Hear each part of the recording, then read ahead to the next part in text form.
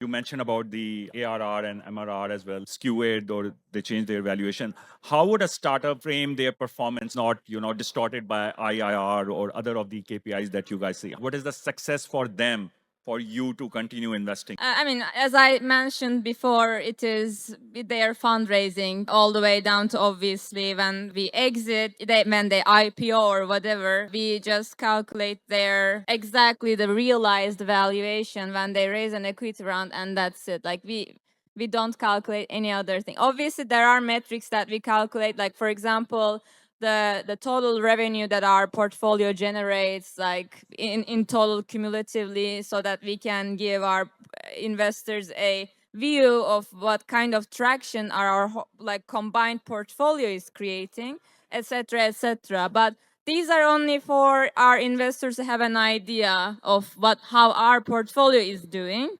Okay. Would you agree from the family office side? I mean, in general, yeah. I don't think that any investment sort of beginning is on the different grounds.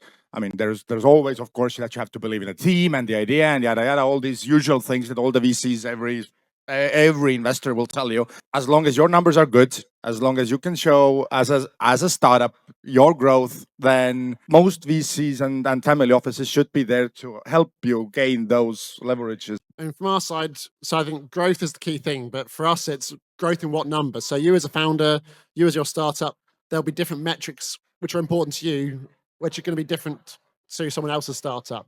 So for example, we've had startups where what were their key metrics that they were focusing on?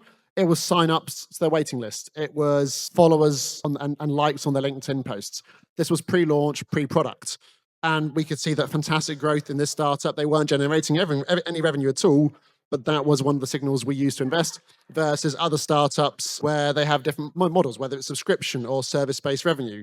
Growth, I think, is the key thing, which is whatever metrics you're choosing, you know what your North Star is, you know why that's the metric that you're focusing on growth, and you have the story to explain to us as investors why this is the key metric for you to measure and the momentum, the growth behind it.